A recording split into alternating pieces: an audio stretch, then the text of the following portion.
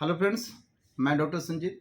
आज हम डिस्कस करेंगे किसी भी फिस्टुला को पूर्ण रूप से ठीक करने में क्षारसूत्र का क्या सहयोग है, कैसे ये फिस्टुला के ट्रैक को धीरे धीरे छेदन करके, भेदन करके और लेखन करके पूर्ण रूप से ठीक करती है।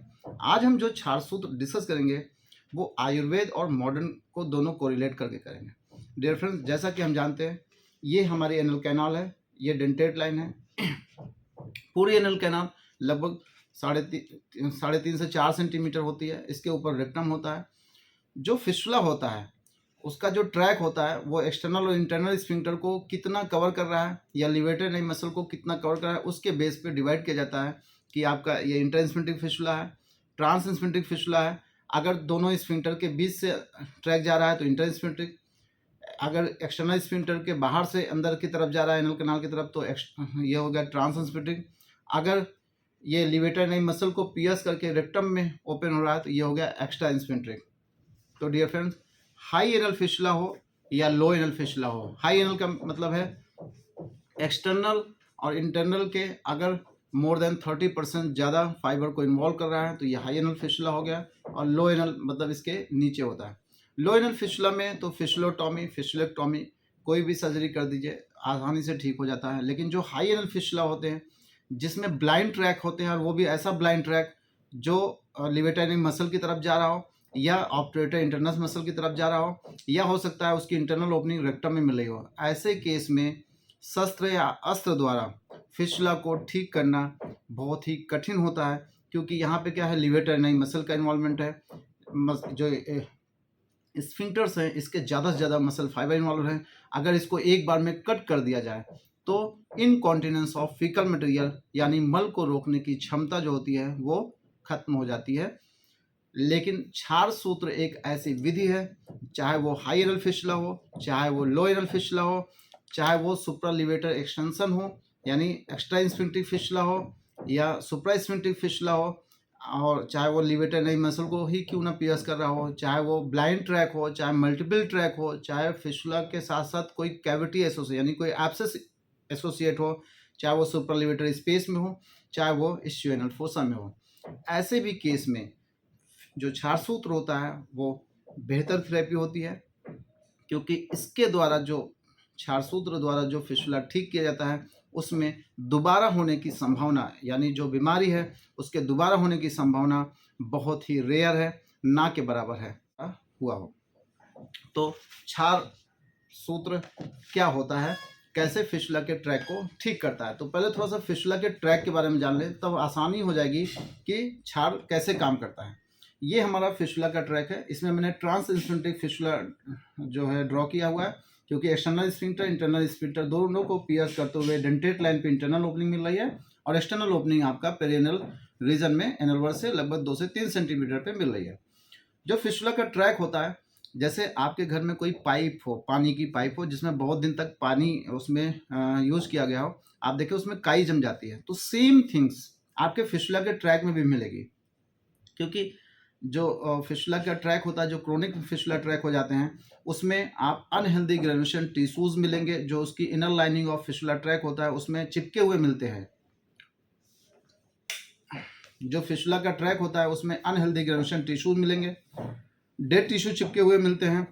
चूँकि इंटरनल ओपनिंग मल द्वार में है तो वहाँ से मल का जब पार्ट आता है यानी जो फीकल मटेरियल आता है उसमें बहुत सारे पैथोजेनिक बैक्टीरियाज होते हैं।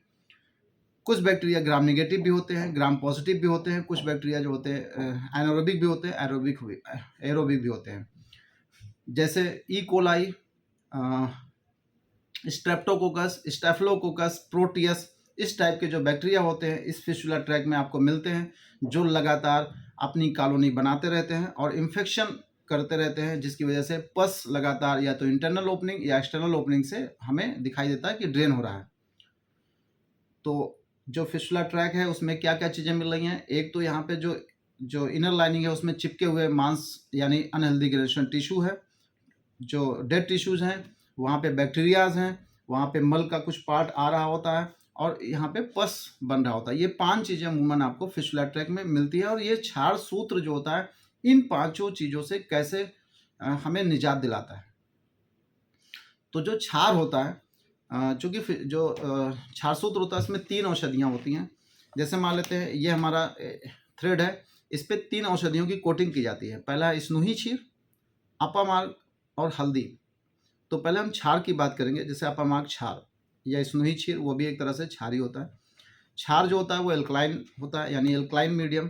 तो एल्कलाइन मीडियम का क्या रोल है, अगर हमने मान लीजिए ये हमने आपको एक क्षार सूत्र लाइगेट करे हुआ दिखाया है, जैसे ये जो आप यहाँ पे रेड कलर देख रहे हैं, ये मान लेते हैं हमने क्षार सूत्र इस ट्रैक में लाइगेट कर दिया। तो क्षार सूत्र में जो क्षार है उसका क्या काम है, तो जो क्षार होता है सबसे पहले हम जानते हैं कि वो एल्कलाइन मीडियम होता है। एल्कलाइन मीडियम में जैसे इसका जो पीएच होता है क्षार सूत्र का, वो लगभग 9 से 10 के बराबर होता है। 9 से 10 का मतलब होता है ये एल्कलाइन मीडियम है, तो जो बैक्टीरिया यहाँ पे ग्रो कर रहे थे उनकी ग्रोथ रुक जाती है। इस एल्कलाइन मीडियम में बैक्टीरिया ग्रो नहीं कर पाते हैं। अगर बैक्टीरिया ग्रो नहीं करेंगे तो यहाँ पे जो पस बन रहा था, जो यहाँ पे इन्फेक्शन का एक पार्ट था, वो यहाँ पे नहीं होगा। तो अगर यहाँ पे बैक्टीरिया नहीं रहेंगे तो हमारी बॉडी में हीलिंग तेज़ी से हो जाती है। तो सबसे पहले एल्कली मीडियम का एक बेनिफिट हमें मिला कि यहाँ पे बैक्टीरियल ग्रोथ या जो भी जो माइक्रोब्स होते हैं, जैसे यहाँ पे बहुत सारे, अगर हम मल में देखें तो यहाँ पे हमें अमीबा भी मिलेंगे, यहाँ पे हमें टेपवॉर्म्स भी मिलेंगे। तो जैसे कृमिक भी होता है, ये कृमियों को भी नाश करता है अकॉर्डिंग टू आयुर्वेदा। तो यहाँ पे क्षार की प्रेजेंस में कोई भी माइक्रोब्स यहाँ पे ग्रो नहीं कर पा रहा है, यानी इन्फेक्शन का एक जो पार्ट था, सोर्स था, वो नहीं मिल रहा है, पहला। दूसरा, अनहेल्दी जो ग्रेनुलेशन टिश्यूज थे, जो डेड टिश्यू थे, वो कैसे हटाए जाते हैं क्षार द्वारा। डियर फ्रेंड्स, सुश्रुत संहिता में जो क्षार का कर्म लिखा गया है वो है छेदन, भेदन और लेखन।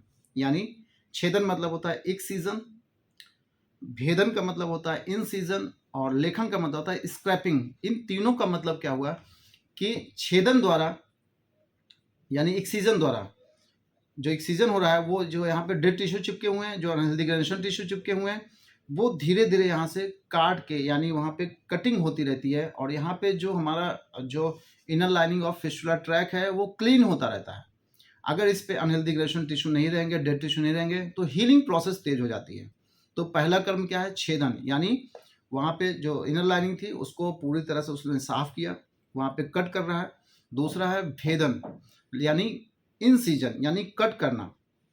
अब जो ये फिस्टुला के जो आप देख रहे हैं जो ट्रैक है, वो क्या है, दोनों स्फिंक्टर के बीच में जा रहा है। तो इन स्फिंक्टर को कट करना किसका काम है, वो है भेदन की तरह। जो क्षार होता है वो इसको धीरे धीरे कट करता रहता है। अगर हम स्फिंक्टर्स को धीरे धीरे कट करेंगे तो हमारे जो स्फिंक्टर्स होते हैं वो एक बार में ना कटने की वजह से जो एनल टोन होती है वो मेंटेन रहती है। क्योंकि अगर एनल टोन डिस्टर्ब हो गई तो इनकॉन्टिनेंस ऑफ फीकल मटेरियल होगा, यानी मल को रोकने की जो हमारी क्षमता होती है वो डिस्ट्रॉय हो जाएगी। क्योंकि जो एक्सटर्नल स्फिंक्टर्स होते हैं, इसका जो डीप कंपोनेंट होता है वो लिवेटर एनाई मसल से मर्ज हो जाता है और एनोरेक्टल रिंग का फॉर्मेशन करता है। अब अगर हम एनोरेक्टल रिंग की बात करें तो जो लिवेटर एनाई मसल होती है उसमें प्यूबोरेक्टालिस मसल और जो एक्सटर्नल स्फिंक्टर का जो डीप कंपोनेंट है वो, और इलियोकॉक्सिजियस मसल, इलियोकॉक्सिजियस मसल और डीप कंपोनेंट ऑफ ये जो होता है एक्सटर्नल स्फिंक्टर, उसका जो एनोरेक्टल रिंग होती है उसके बनाने में सहायता करती है। अगर एनोरेक्टल रिंग डिस्टर्ब हो जाएगा, यानी इसमें से कोई भी एक मसल डिस्टर्ब कर दी जाए, तो एनोरेक्टल रिंग डिस्टर्ब हो जाएगी और हमारा जो मल है वो अपने आप हमारी बॉडी से बाहर आता रहेगा। तो क्षार की वजह से कटिंग यहाँ पे स्लो मोशन में हो रही है, धीरे धीरे हो रही है। जितना कटिंग हो रही है स्पॉन्टेनियसली, उतना ही हीलिंग भी हो रही है। जितना कट हो रहा है उतना ही आगे, मान लीजिए ये स्फिंक्टर यहाँ पे थे, एक हफ्ते बाद कट के छासूत की वजह से फिस्टुला ट्रैक यहाँ आ गया, तो हमारा यहाँ से स्फिंक्टर भी बन गया। तो स्पॉन्टेनियस कटिंग और हीलिंग दोनों साथ साथ होता रहता है। इसलिए क्षार की वजह से एक बार में स्फिंक्टर न कटने की वजह से इनकॉन्टिनेंस ऑफ फीकल मटेरियल नहीं होता है। तीसरा है स्क्रैपिंग।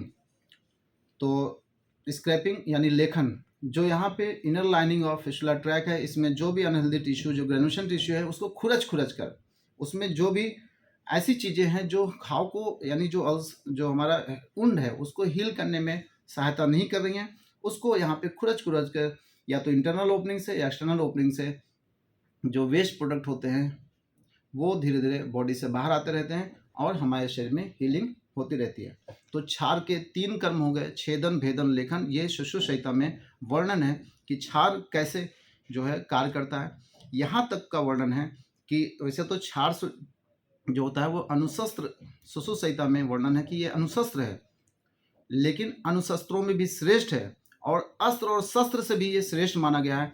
क्योंकि कुछ फिशुला के ऐसे ट्रैक होते हैं, कुछ फिशुला के ऐसे भी प्रकार होते हैं, जैसे एक्स्ट्रा इंस्पेंट्रिक, ट्रांस इंस्पेंट्रिक या जो सुप्रा इंस्पेंट्रिक होते हैं, जिसमें लिवेटर नाइन मसल की तरफ फिशुला ट्रैक जा रहा होता है, या अंदर की तरफ डीप टिश्यू में फिशुला का ट्रैक जा रहा होता है, जहाँ पे डीप टिश्यू में एब्सेस पड़ा होता है, या हॉर्सू शेप टाइप के फिशुला होते हैं, जहाँ पे अस्त्र और शस्त्र का प्रयोग नहीं किया जा सके। क्योंकि अगर हम अस्त्र या शस्त्र का प्रयोग करेंगे और लिवेटर नाइन मसल को नुकसान पहुँचा दिया, तो वही इनकॉन्टिनेंस, फीकल मटेरियल होता है, वहाँ भी क्षार जो होता है वो इनसे भी श्रेष्ठ माना गया है। यानी जहाँ पे अस्त्र और शस्त्र का भी प्रयोग ना किया जा सके, वहाँ भी क्षार का रोल मतलब सुश्रुत संहिता में बताया गया है कि उससे भी ये श्रेष्ठ होता है। इसलिए अस्त्र और शस्त्रों से भी श्रेष्ठ हमारा क्षार होता है। पीएच की बात हो गई, छेदन, भेदन, लेखन इसके कर्मों की बात हो गई। अकॉर्डिंग टू सुश्रुत संहिता ये पंच रस युक्त होता है। यानी हमारे जो फूड प्रोडक्ट होते हैं, जितने भी आयुर्वेद में बताया, वह उसमें जैसे रस जो होता है, जैसे मधुर, अम्ल, लवण, कटु, तिक्त, कषाय, ये 6 रस कहीं ना कहीं पाए जाते हैं, कुछ कम कुछ ज़्यादा। लेकिन जो क्षार होता है उसमें 5 रस पाए जाते हैं। उसमें जो कटु रस होता है वो प्रधान होता है, और जो लवण रस होता है वो अनुरस होता है। कटु रस क्या होता है? अग्नि और वायु, इसमें जो महाभूत होते हैं वो प्रधान होते हैं। तो अभी जब हम सुश्रुत के अनुसार फिशुला के क्लासिफिकेशन को पढ़ेंगे, तो आप देखेंगे कि ये जो होता है तीनों दोषों को जो है हमारे शरीर में उसका समन करता है। जो क्षार होता है, वात, पित्त, कफ, जो 3 दोष होते हैं, उसका ये क्षार है जो है वो समन कर रहा है। और सुश्रुत संहिता ने 5 प्रकार के फिशुला बताए थे। उसमें 4 प्रकार जो हैं, पहला, दूसरा, तीसरा, चौथा, वो दोषों के अनुसार है, और 5वां जो है वो आगंतुज, यानी किसी भी कारण से, जैसे किसी भी शल्य से या किसी भी इंजरी से हमारी बॉडी में एब्सेस बना, उससे फिशुला बन गया। तो पहला जो सुश्रुत ने वर्णन किया है, सबसे पहला जो वर्णन किया है वो है वातज। वातज को उन्होंने बोला है सतपोनक, यानी मल्टीपल फिशुला ट्रैक वाला फिशुला। दूसरा है उष्टग्रीव, यानी पित्तज, पित्त की वजह से ये हमारी बॉडी में बना है। तीसरा है कफज, जिसे हम परिश्रावी बोलते हैं। चौथा है शंभुका वर्त, ये त्रिदोषज्ञ होता है, त्रिदोषज होता है, यानी तीनों दोषों की वजह से जो फिशुला का फॉर्मेशन हो रहा है। तो अकॉर्डिंग टू सुश्रुत, वातज, पित्तज, कफज और त्रिदोषज, ये 4 प्रकार के फिशुला होते हैं। और 5वां जो होता है कि एनल कैनाल में मान लीजिए हमने कोई भी ऐसा खाद्य पदार्थ खाया जिसकी वजह से यहाँ पे इंजरी हुई, जिसकी वजह से यहाँ पे फिशुला बना। जैसा कि हम लोग क्रिप्टोग्लैंडल थ्योरी पढ़ते हैं कि किसी भी वजह से अगर क्रिप्स जो होती है इन्फेक्ट हो जाती हैं, तो वहाँ से फिशुला का फॉर्मेशन होता है। तो सोचिए, इतने साल पहले, हजारों साल पहले 5 प्रकार के फिशुला बताए गए थे। और यही नहीं, 3 और प्रकार के होते हैं जो वाग्भट के अनुसार इसमें ऐड किए गए हैं। पहला होता है परिक्षेपी, दूसरा होता है ऋजु, और तीसरा होता है अर्शोभगंधर। ये भी दोषानुसार हैं। जो परिक्षेपी होता है वो वात, पित्त की वजह से होता है। जो ऋजु होता है वो वात और कफ की वजह से होता है। और जो अर्शोभगंधर होता है वो पित्त और कफ की वजह से होता है। तो जो 8 प्रकार के टोटल आयुर्वेद में फिशुला बताए गए हैं, उसमें से 7 जो मैंने अलग अलग बताए हैं वो दोषज होते हैं, और तीनों दोषों की वजह से ये अलग अलग बन रहा है। तो ये क्या हो गया, क्षार जो होता है, चूंकि त्रिदोषण होता है, क्षार की वजह से हमारी बॉडी में जो भी रोग उत्पन्न होते हैं उसकी वजह से ये सबसाइड हो जाते हैं, यानी वो ठीक हो जाता है। ये हो गया according to Sushruta, according to Vagbhata, types of fistula in our body, और क्षार कैसे काम कर रहा है। अब आता है बात, जो क्षार होता है, क्षार के साथ साथ इसमें हल्दी की कोटिंग होती है, करकुमा, लौंगा, जिसमें करकुमिन जो होता है एक्टिव इंग्रेडिएंट होता है, आप जानते हैं। जो हल्दी होता है, हल्दी का प्रयोग हम लोग भगवान की पूजा में भी करते हैं। हमारे यहाँ शादी विवाह होता है, उसमें भी इसका यूज किया जाता है, to glow for the skin. अब अकॉर्डिंग टू आयुर्वेद, इसका जो औषधि जो इसका प्रयोग है वो है, सबसे पहले ये क्या है, एंटी इन्फ्लामेटरी है। चूँकि फिशुला के ट्रैक में अल्सर है, वहाँ पे इन्फ्लामेशन हो रहा है, तो एंटी इन्फ्लामेटरी है।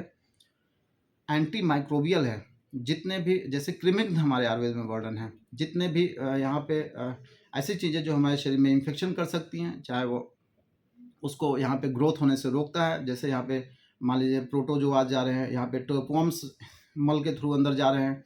दूसरा बैक्टीरियल ग्रोथ को, जैसे एंटीबैक्टीरियल भी होता है, एंटीसेप्टिक भी होता है, एंटी माइक्रोबियल भी होता है, एंटी इन्फ्लेमेटरी भी होता है और एंटीऑक्सीडेंट भी होता है। एंटीऑक्सीडेंट हम जानते हैं कि ऐसी चीज़ें जो हमारे बॉडी में फ्री रेडिकल्स का फॉर्मेशन हो रही हैं उसको बनाने में, उसको रोकना, एंटी फ्री मतलब जो फ्री रेडिकल्स होती हैं उसको बनने में रोकना, यानी एंटीऑक्सीडेंट की तरह काम कर रहा है।